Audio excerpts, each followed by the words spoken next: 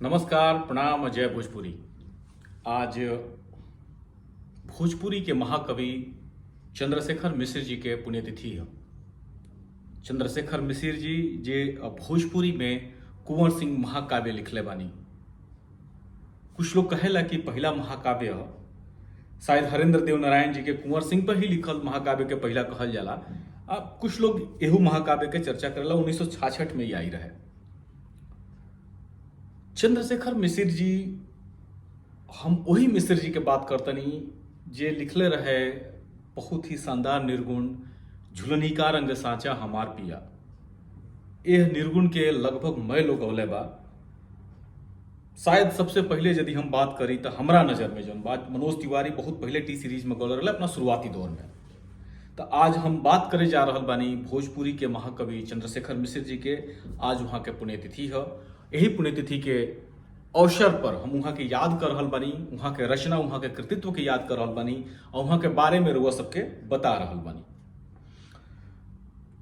भोजपुरी भाषा साहित्य के महानायक, भोजपुरी के महाकवि चंद्रशेखर मिश्र जी के पुण्यतिथि पर हम नमन करत वहाँ के बारे में रुआ सबसे बात करे जा रहल बानी। महाकवि चंद्रशेखर मिश्र जी के जन्म 30 जुलाई 1928 के मिश्रधाम तिलठी जिला मिर्जापुर उत्तर प्रदेश में भई रहे। अपना गांवे घरे शुरुए से भोजपुरी लोकगीत, भोजपुरी लोक गाथा, कहानी याद सुन के यहाँ के बड़ भैनी आ यही से यहाँ पर भोजपुरी के प्रभाव बहुत ज्यादा रहे। भोजपुरी में शुरू में ही साहित्य कविता लिखे के ललक यहाँ के रहे। शुरुए से आज़ादी के लड़ाई में यहाँ के शामिल रहनी, जेलो गई रहनी। ये पूरा चीज के पूरा घटनाक्रम के असर जौन बा यहाँ पर बहुत पड़ा। और शायद यह वजह रहे कि यहाँ के रचना में ई जोन अनुभव रहल बटे आजादी के लड़ाई के, जेल गईला के, वो पूरा अनुभव के दर्शन होला। मिर्जापुर में जन्म भई रहे, मिर्जापुर के वो गांव में मिश्रधाम तिलठी में। अब बाद में यहाँ के बनारस में आ गई, या जब रचना संसार से जुड़नी तक एक बाद मिश्र जी के नाव पूरा भारत में लिया लागल। पंडित चंद्रशेखर मिश्र जी के पालन पोषण वहाँ के ननिहाल बनारस के जरी परसीपुर गांव में भई रहे और ओजुगे पढ़ाई लिखाई खातिर क्रांतिकारी सन्यासी बाबा गोविंद दास के स्थापित विद्यालय में कक्षा 5 तक भई। यह विद्यालय के असर मिश्र जी पर पड़े लागल रहे। वंदे मातरम के पाठ मामा सत्यनारायण दुबे के क्रांतिकारी स्वभाव मिश्र जी पर खूब पड़ा। 1942 के आंदोलन में गोविंद जी और मामा सत्यनारायण दुबे जी की गिरफ्तारी के बाद मिश्र जी अपना साथियन संगे परसीपुर स्टेशन के जरा दिहल लो। ओजुगा से इलाहाबाद फरार हो गई, जहां गिरफ्तारी भइल आ जेल भई रहे। तो ई चंद्रशेखर मिश्र जी के शुरुआती समय है, जवानी के जो समय कहला, जौन घरे देश खातिर यहाँ सब समर्पित रहनी। अनुभव और संघर्ष, देशभक्ति और क्रांति जैसन रूपक के संगे आजाद भारत में मिश्र जी के लेखनी वीर रस के ओह भाव के एगो नया ऊंचाई दहलक। बाकी रहे मय के बादो पंडित चंद्रशेखर मिश्र जी के पहला रचना रहे दौरी हकवा, जौन गांव के दलित समाज पर सामंती वर्ग के ओर से होखे वाला अत्याचार पर रहे। जौन देखनी तौना के लिखनी। समाचार आज में ही रचना विशेष नोट के संगे प्रकाशित भई रहे। बाद में आज उत्तर प्रदेश सन्मार्ग में यहाँ के रचना प्रकाशित होखे लागल और कुछ समय के बाद बनारस के नागरिक प्रचारणी सभा में यहाँ के संपादन और शोध कार्य नियुक्त के पद पर नियुक्त हो गई। एजुगा से लम्हर समय तक यहाँ के जुड़ा रहनी। पंडित चंद्रशेखर मिश्र जी के प्रसिद्धि दियावे वाला महाकाव्य है कुंवर सिंह। हमरा लगे ये किताब भी आए समय दिखा दी हम रुआ सबके। कुंवर सिंह ये जो महाकाव्य है,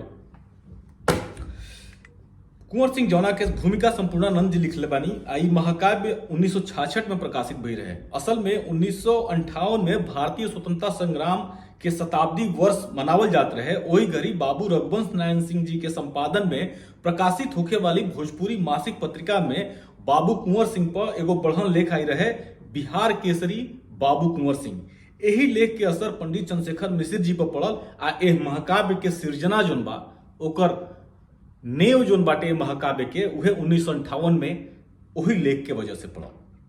यह महाकाव्य के बाद पंडित चंद्रशेखर मिश्र जी अनेकन को भोजपुरी आ हिंदी किताबिन की रचना की, जौना में देश के सच्चे सपूत, गाते रूपक, पहला सिपाही, भीषम बाबा, जागृत भारत, आल्हा उदल, लोरिक चंदा, धीर पुंडीर, सीता महाकाव्य, रोशनारा आदि बाटे। जहां कुंवर सिंह महाकाव्य वीर रस प्रधान महाकाव्य है, वो जगह द्रौपदी खंड का भोजपुरी में कणु रस के अप्रतिम उदाहरण हटे। सीता यहाँ के लिखल खड़ी बोली में बेहतरीन खंड काव्य हटे। सीता जी पर लिखल महाकाव्य वो हमरा लगे बाटे बहुत ही अद्भुत महाकाव्य हटे जो उनकी सीता जी पर लिखाई बा। हिंदी में बाटे वो द्रौपदी, भीषम बाबा, कुंवर सिंह, ई भोजपुरी में बा।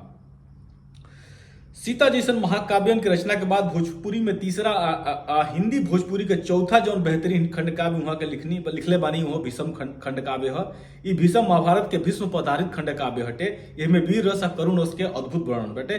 भीषम बाबा वाला जो महाकाव्य बा भोजपुरी साहित्यांगन पर रुआ सबके पढ़े के मिल जाए।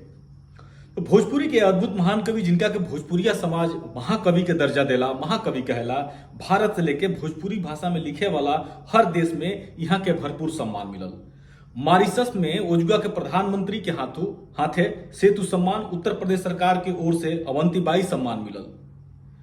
17 अप्रैल आज के दिने 2008 के हमनी के महाकवि हमनी के छोड़ के लम्हर यात्रा पर निकल गई। चंद्रशेखर मिश्र जी के जब हम बात करें नी तो यहाँ के भोजपुरी में अद्भुत रचना संसार यहाँ के रहल बा। भोजपुरी महाकाव्य कुंवर सिंह के हम बात कहीं हटे, हम हिंदी महाकाव्य सीता के बात कहीं हटे, हम बात कहीं हटे द्रौपदी महाकाव्य के भीषम बाबा लागल बटे भोजपुरी साहित्यांगन पर वह सब पढ़ सके नी। यहाँ के रचना यहाँ के जोन गेयता बाटे यहाँ के लेख में अद्भुत बाटे।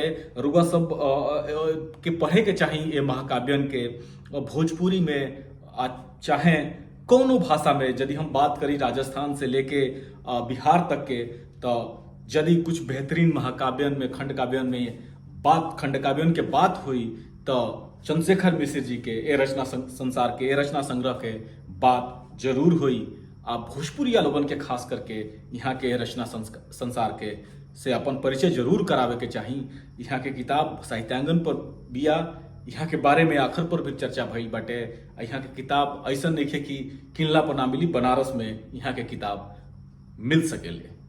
तो महाकवि चंद्रशेखर मिश्र जी के हम नमन करब, रुआ सबसे निहोरा करब यहाँ के किताबिन के पढ़ी, भोजपुरी के किताबिन के पढ़ी, भोजपुरी भाषा और साहित्य के बारे में लोगन के जागरूक करी। प्रणाम। अजय भोजपुरी। नमन महाकवि चंद्रशेखर मिश्र जी के।